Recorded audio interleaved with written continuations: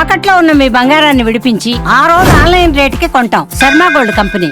నమస్కారం, welcome to Suman TV. నేను గీతాంజలి. ప్రస్తుతం మనతో పాటు ప్రణవానంద ప్రభుజీ ఉన్నారు. వారి గురించి ప్రత్యేకంగా పరిచయం అవసరం లేదు. ఎందుకు అనంటే ప్రపంచవ్యాప్తంగా వారు సంచరిస్తూ ఆ శ్రీకృష్ణ భగవానుడి లీలల గురించి అందరికీ ప్రవచనాల ద్వారా తెలియజేస్తూ ఉన్నారు. ఎంతోమంది వారి వీడియోస్ చూసి మళ్ళీ యాక్టివ్ అవటం కావచ్చు, దాంతోపాటు ఎన్నో విషయాలు నేర్చుకుంటున్నారు కూడా. ఇప్పుడు బాగా ట్రెండింగ్గా కొన్ని అంశాలు నడుస్తున్నాయి. అది ఆ కృష్ణ భగవానుడికి రిలేటెడ్గానే చాలా వరకు ఉన్నాయి. వాటి గురించి ప్రభుజీ మాటల్లోనే విని తెలుసుకుందాం. వారికి ఆహ్వానం పలికేద్దాం. హరే కృష్ణ ప్రభుజీ, ఎలా ఉన్నారు? బాగున్నామండి, భగవంతుడి దయ. చాలా రోజులైంది, అసలు మొత్తం విశ్వవ్యాప్తంగా సంచరిస్తూ ఉన్నారు. ఆ కృష్ణ భగవానుడి గురించి, ఆయన లీలల గురించి మీరు చెప్తున్నవి కొన్ని మీ స్టేటస్ ద్వారా నేను తెలుసుకుంటున్నాను. అండ్ దాంతోపాటుగా మీ ఛానల్ ద్వారా కూడా అందరం తెలుసుకుంటూ ఉన్నాం. చాలా సంతోషం మీరు మళ్ళీ మాకు సమయం ఇవ్వటం. అయితే ఇప్పుడు లేటెస్ట్ ట్రెండింగ్ విషయాల గురించే మనం మాట్లాడుకోబోతున్నాం. ప్రస్తుతం ఎక్కడ చూసినా ఒకటే టాపిక్ అండి, అర్జునుడు బలవంతుడా లేకుంటే కర్ణుడా? రీసెంట్గా వచ్చిన ఒక సినిమా ద్వారా ఈ ఇష్యూ మళ్ళీ తెరపైకి వచ్చింది. అందులో చూపించినటువంటి కొన్ని దృశ్యాలు కావచ్చు, ఆ కథనం కానీ, అందులో ఎక్కువగా కర్ణుడే అత్యంత బలవంతుడు, అర్జునుడు అంత బలవంతుడు కాదు, కృష్ణుడు కూడా అర్జునుడికే సపోర్ట్ చేశాడు, ఇది కరెక్ట్ కాదు అని చాలామంది వాదిస్తూ ఉన్నారు. దీనిపైన డిస్కషన్లు జరుగుతున్నాయి. కర్ణుడి బలాఢ్యం గురించి, అలాగే కృష్ణుడి గురించి, అర్జునుడి గురించి రకరకాల వీడియోస్ ఇప్పుడు చూస్తున్నాం. అసలు వాస్తవం ఏంటి? భాగవతంలో అసలు ఏముంది? కురుక్షేత్రం జరిగినప్పుడు అసలు ఏం జరిగింది? యుద్ధం ఎలా జరిగింది? వీటి గురించి వివరించండి. బేసికల్గా చూస్తే ప్రశ్న అర్జునుడు గొప్పవాడా కర్ణుడు గొప్పవాడా అని. అంతే. యాక్చువల్గా చాలా మటుకు మీరు ప్రపంచంలో చూస్తే కర్ణుడే చాలా పెద్ద హీరో అని అందరూ భావన చేస్తూ ఉంటారనమాట. కర్ణుడిని చాలా సపోర్ట్ చేస్తూ దాన వీర శూర కర్ణ అని అంటూ ఉంటారు. నాకు ఈ సినిమా కాంటెక్స్ట్ అయితే తెలీదు, కానీ అపరెంట్గా ఈ క్వశ్చన్ ఎన్నో రోజుల నుంచి నడుస్తుంది. మనము మా ఛానల్లో మహాభారతానికి సంబంధించిన ఒక ప్రవచన సిరీస్ చేశాం. దాంట్లో మహాభారతంలో ఉండే ఒక్కొక్క క్యారెక్టర్ని అనలైజ్ చేశామన్నమాట. అందులో కర్ణుడి యొక్క క్యారెక్టర్ కూడా అనలైజ్ చేశాము. దానికి సంబంధించిన వీడియోలు ప్రణవానంద దాస్ యూట్యూబ్ ఛానల్లో ఉన్నాయి. అంత సమయం లేదు కాబట్టి మీకు క్లుప్తంగా చెప్తాను కర్ణుడు అంటే ఎవరు అని. ద్రౌపది వస్త్రాపహరణం చెయ్యాలి అనే ఐడియా ఇచ్చిన వాడే కర్ణుడు. ఎప్పుడైతే జూదం ఆడతారో అప్పుడు అన్నీ కూడా ఒక్కొక్కటి పెట్టేస్తారు కదా.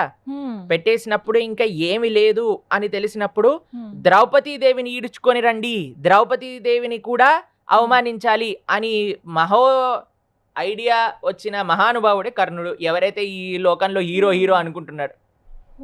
ఒక స్త్రీని నిండు సభలోకి తీసుకొచ్చి అవమానం చేసేవాడు అన్నవాడు మంచివాడా చెప్పండి ఒకసారి? ప్రశ్న. మీకు ఇంకొక విషయం చెప్తాను. దుర్యోధనుడు చేసిన చెత్త పనులన్నిట్లో కూడా పక్కనే ఉండి సహాయం చేసిన వాడు కర్ణుడే. లాక్షాగృహానికి పంపించినప్పుడు, దహనం చేసినప్పుడు, మిగతా అన్నిట్లలో కూడా ఆయన ఏమి మాట్లాడకుండా మౌనాన్ని వహించారు. ఇంకో విషయం చెప్తాను, ఎప్పుడూ కూడా తన సొంత గొప్పతనాన్ని ప్రదర్శించుకోవాలి అని కర్ణుడి యొక్క భావన. ఇప్పుడు ఈ ప్రపంచంలో చెప్పండి, తన గొప్పలు తాను చూపించుకోవాలి అనుకునేవాడు మంచివాడు అవుతాడా? Nobody will like him. మీకు ఒక ఎగ్జాంపుల్ చెప్తాను. కౌరవులు పాండవులు అందరూ కూడా ద్రోణాచార్యుల దగ్గర నుంచి చదువుకున్నారు. ప్రతిసారి మనకి ఇప్పుడు చూసారనుకోండి, గ్రాడ్యుయేషన్ సెరమనీ ఒకటి అవుతుంది, అవునా కాదు? యాన్యువల్ డే అని అవుతుంది. యాన్యువల్ డేలో ఏం చేస్తారు, మనం సంవత్సరం అంతా నేర్చుకున్నవన్నీ కూడా ప్రజెంట్ చేస్తారు. డాన్స్ లో కానీ ఆర్ట్స్ లో కానీ వాళ్ళు చేసుకుంటారు. అయితే వీళ్ళిద్దరు పాపం చదువుకున్నారు ద్రోణాచార్యుల దగ్గర నుంచి. వాళ్ళ గ్రాడ్యుయేషన్ సెరమనీలో వాళ్ళు ఏదో ఇది చేస్తుంటే యాన్యువల్ డే మధ్యలోకి దూరిపోయి, గ్రాడ్యుయేషన్ సెరమనీలో దూరిపోయి, నేను అందరికంటే గొప్పవాడిని, నేను అర్జునుడి కంటే గొప్పవాడిని అని ఈయన బల ప్రదర్శన చేయడం స్టార్ట్ చేశారు. అయితే అయ్యా, ఇది బల ప్రదర్శన చేసే ప్రయత్నం కాదు, మా పిల్లలు మా గురుకులంలో మా స్కూల్లో ఏం నేర్చుకున్నారో ఒకళ్ళనొకళ్ళు చూపిస్తూ ఉన్నారు అని చెప్పినా సరే నేను యుద్ధం చేస్తా అనగానే ద్రోణాచార్యులు అన్నాడు, అసలు నువ్వెవరివి యుద్ధం చేయడానికి? నీకు అర్హత లేదు, పో అని చెప్పారు. ఎందుకంటే వెన్ ఏ పర్సన్ ఆయన యొక్క గొప్పతనాన్ని ప్రూవ్ చేసుకోవాలి, ఎక్కడ అవుట్ ఆఫ్ కాంటెక్స్ట్ ప్లేస్. అదే నువ్వు యుద్ధంలో గొప్పతనాన్ని ప్రూవ్ చేసుకో, ఏమైంది? అలా కాకుండా నేను ఇక్కడే ప్రూవ్ చేస్తా అందరికంటే గొప్పవాడిని అని అనుకునే మనస్తత్వం కర్ణుడిది. కానీ అంటే ఒక సెన్సిటివ్ పార్ట్ కూడా ఉంది కర్ణుడికి సంబంధించి మెల్లగా అనేది. ముందుకు వెళ్దాం. Yeah. అంటే ఏంటి సెన్సిటివిటీ? శ్రీని అవమానం చేయటం సెన్సిటివిటీయా, Hmm. లేదా ఇక్కడ బల ప్రదర్శన చేయటం సెన్సిటివిటీయా? సరే, చాలా గొప్ప ఫ్రెండ్ అండి, అలాంటి ఫ్రెండ్ ఇంకొకటి అవును. లేడు అని అంటారు. స్నేహానికి గుర్తు వాళ్ళిద్దరే అంత అంటారు. గొప్ప మహాభారత యుద్ధం దగ్గరకు వచ్చేసాక కర్ణుడు అంటాడు, భీష్ముడు ఉంటే నేను నీకు హెల్ప్ చేయను. Hmm. నిజంగా ఫ్రెండ్ అంటే, నిజంగా దుర్యోధనుడి యొక్క మంచి కోరేవాడంటే పర్సనల్ ఈగో ఎందుకు కర్ణుడికి? Hmm. భీష్ముడు ఉండే అన్ని రోజులు నేను యుద్ధం చెయ్యను అని చెప్పి ప్రతిజ్ఞ చేశాడు. Hmm. భీష్ముడు ఎప్పుడైతే అంపశయ్య పైకి వచ్చేస్తారో అప్పుడు కర్ణుడు వస్తాడు యుద్ధం చేయడానికి. అప్పటి వరకు కర్ణుడు రాడు, తెలుసా మీకు? ఎందుకని? కారణం ఆయన ఏంటంటే? ఈగో, భీష్ముడు ఉంటే నేను రాను అని. Hmm. భీష్ముడు ఎంత వాడండి కర్ణుడు ముందు? భీష్ముడు ఎంత మహానుభావుడు, పితామహుడు భీష్ముడు. Hmm. అటువంటి ఆయన ఉంటే నేను రాను అని ఇంత చిన్న పిల్లవాడు వీడు ప్రతిజ్ఞ చేసి అంత గర్వం ఆ కర్ణుడి లోపల ఉంది. Hmm. మీకు ఇంకొక విషయం చెప్తాను. ఎప్పుడైతే ద్రౌపది వస్త్రాపహరణం జరుగుతుందో Hmm. విదురుడు చెప్తారు ఇది తప్పు, ఇలా చేయకూడదంటే విదురుని తిడతాడు కర్ణుడు. Hmm. విదురుడు ఎంత మహానుభావుడో, ధర్మాత్ముడో, జ్ఞానవంతుడో, Hmm. ఎంత వృద్ధుడో మనకి తెలుసు. మహాభారతంలో కృష్ణుడు దుర్యోధను ఇంటికి వెళ్లకుండా విదురుడింటికి వెళ్తాడు. వెళ్తాడు. అవును. విదురు పెట్టిన అట్టి పండ్ల తొక్కలను స్వీకరిస్తారనమాట తింటాడు. కృష్ణుడు. ఆయనకు అంత ప్రేమతో పెట్టాడు కాబట్టి. Hmm. అటువంటి భక్తుణ్ణి కూడా తిడుతూ ఉంటాడు. ఆయనకి పెద్దలంటే లెక్కలేదు. Hmm. ఆయన మహాభక్తుడు, మహా స్నేహితుడు అని అంటే, స్నేహితుడు అన్నప్పుడు Hmm. అంత పెద్ద స్నేహం చూపించుకునే ఆపర్చునిటీ వచ్చినప్పుడు నేను యుద్ధం చేయ భీష్ముడు ఉండే వరకు అని ఈగోని మధ్యలోకి తీసుకొచ్చాడు. Hmm. సరే అయ్యా, ఆయన చాలా మంచి క్యారెక్టర్ ఉన్న వ్యక్తి అంటే ద్రౌపదిని తీసుకొచ్చి వస్త్రాలు చింపేయండి అని ఆదేశం చేసిన వ్యక్తి. Hmm. ఎక్కడ మీకు కర్ణుడిలో మంచితనం కనిపిస్తుందండి? Hmm. తర్వాత అక్కడ ఇంకో మంచితనం విషయం, అనేది లేదంట. అర్జునుడు చాలా గొప్పనా బలంలో, కర్ణుడు చాలా గొప్పనా? హా. మీకు ఒక విషయం చెప్తాను. పాండవులందరూ కూడా అరణ్యవాసంలో ఉన్నప్పుడు కొంతమంది గంధర్వులు యుద్ధం చేయడానికి వస్తారు. Hmm. ఆ గంధర్వులని అర్జునుడు ఓడిస్తాడు, Hmm. కర్ణుడు ఆ గంధర్వుల చేతిలో ఓడిపోతారు. Oh. కొన్ని కర్ణుడు facts ఆ తెలియదు గంధర్వుల యొక్క చేతిలో ఓడిపోయాడు, బయటికి. Hmm. అర్జును ఆ గంధర్వులను గెలిచారు. అంటే ఎవరు బలశాలి చెప్పండి? అర్జునుడే. అర్జునుడే బలశాలి కదండి. ఇంకొక ఎగ్జాంపుల్ చెప్తాను మీకు. Hmm. ఎప్పుడైతే కౌరవులు పాండవుల మధ్యలో వాళ్ళు చదువుకోవటం అయిపోతుందో, Hmm. ద్రోణాచార్యులను అడుగుతారు, అయ్యా నీకేం కావాలి గురుదక్షిణగా అంటే, Hmm. నాకు ద్రుపదుడి యొక్క రాజ్యం కావాలి. ఎందుకంటే వాళ్ళకి వీళ్ళకి గొడవ ఉందన్నమాట. Hmm. నాకు ద్రుపదుడి రాజ్యం కావాలన్నప్పుడు కౌరవులందరూ బయలుదేరినప్పుడు అక్కడ కర్ణుడు కూడా వాళ్ళతో పాటు యుద్ధం చేయడానికి వెళ్ళాడు. కానీ Oh. ద్రుపదులు వాళ్ళందరినీ పూర్తిగా ఓడించేస్తారు. Hmm. కానీ పాండవులు వెళ్ళినప్పుడు ఆ ద్రుపదుడి యొక్క రాజ్యం తీసుకొచ్చి ద్రోణుడికి ఇస్తారు. Hmm. కాబట్టి ద్రుపది చేతిలో ఓడిపోయాడు కర్ణుడు, Hmm. కానీ ద్రుపదుడిని గెలిచాడు అర్జునుడు. Hmm. ఇప్పుడు చెప్పండి ఎవరు గొప్ప? కానీ ఒక్క మాట ప్రభుజీ, కుంతిపుత్రుడు. కుంతిపుత్రులో ఈ 5గురికి మంచి స్వభావం ఉంది, కానీ కర్ణుడికి ఎందుకు ఈ దుష్టబుద్ధి వచ్చింది? ఆయన కూడా కుంతిపుత్రుడేగా. ఇప్పుడు స్వభావం సాంగత్య దోషంతో వస్తుంది. Hmm. ఎవరి కర్ణుడు స్వతహాగా అంటే we cannot say is very bad person అని, Hmm. వెరీ గుడ్ పర్సన్ అని. పాండవులు లాగా మంచివాడు కాదు, Hmm. కౌరవుల్లాగా చెడువాడు కాదు. కానీ he made a wrong choice of being in the wrong side. అంటే ముందు ఆయన మంచివాడే. మంచివాడు కాదు. మంచివాడు ఉంటే ఇలాంటి చెడే ఆలోచనలు ఎందుకు వస్తాయండి? Hmm. ఎంట్రీనే బల ప్రదర్శనతో ఆయన ప్రైడ్ చూపించుకోవడానికి వచ్చాడు. చూపించాలనుకుంటా. కానీ కొన్ని మంచి విషయాలు కూడా ఉన్నాయి. కానీ at the end he displeased everybody. Hmm.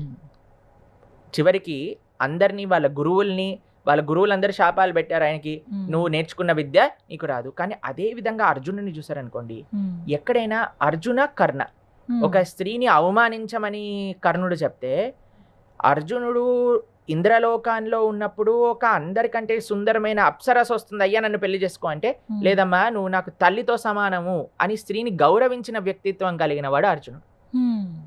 ఎప్పుడు కూడా పరులకి సహాయం చేయటంలో నెంబర్ 1. Hmm. ఈగో అనేది ఒక స్లైటెస్ట్ టింజ్ కూడా అర్జునుడి దగ్గర లేదండి. ఎందుకంటే మహాభారత యుద్ధం స్టార్ట్ అయ్యే ముందు ఆయన అంటారు, అయ్యా వీళ్ళు నాతో యుద్ధం చేయాలనుకుంటున్నారు, కానీ నేను నా బంధువులతో, నా గురువులతో, నా స్నేహితులతో యుద్ధం చేయాలనుకోవట్లేదు, నేను అడుక్కొనైనా జీవిస్తా అని వెనకాలకి వెళ్ళిపోయే సున్నితమైన స్వభావం కలిగిన వాడు అర్జునుడు. Hmm. ఎక్కడ అర్జునుడికి ఇంకా కర్ణుడికి మనము పొంతన పెడతామండి? మీకు విషయం చెప్పాలా? Huh. అర్జునుడి పైన రివెంజ్ తీసుకోవడానికి తక్షకుడు అనే ఒక సర్పము Hmm. కర్ణుడి యొక్క బాణతూణీనంలోకి వచ్చేసి, Hmm. నన్ను ఉపయోగించు నేను చంపేస్తా అర్జునుడిని Hmm. అని ప్రయత్నం చేస్తే, నువ్వేంటి నాకు సహాయం చేసేవాడి, నీ సహాయం తీసుకునేంత వాడిని కాదు, నేనే గొప్పవాడిని అని ఆ అస్త్రాన్ని కూడా ప్రయోగించలేదన్నమాట వీడు. అంత ఈగో కలిగిన వాడు అనమాట కర్ణుడు అంటే. మామూలు ఈగోయిస్టిక్ పర్సనాలిటీ కాదు, ఎక్స్ట్రీమ్లీ ఈగోయిస్టిక్ పర్సనాలిటీ. కానీ మేము అంటే పిక్చర్లో చూసినంత వరకు అయితే ప్రభుజీ, కర్ణుడు బాణం వేసినప్పుడు రథాన్ని కృష్ణుడు నడుపుతున్నాడు అనే సంగతి అందరికీ తెలుసు.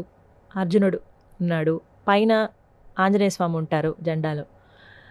ఇచ్చినది వరమేమో ఇంద్రుడు ఇచ్చినటువంటి రథం. ఇంతటి బలంగా ఉన్నది, ఎంత శక్తివంతమైనది కూడా కర్ణుడు వేసిన బాణానికి 2 అడుగులు వెనక్కి వెళ్ళిపోతుంది. అంటే నిజంగా కర్ణుడు బలవంతుడే కదా అర్జునుడి కన్నా అని అనుకోనే విధంగా అక్కడ సీన్ అది మనం చూసాం. కానీ అది ఎంతవరకు నిజంగా అలా జరిగిందా?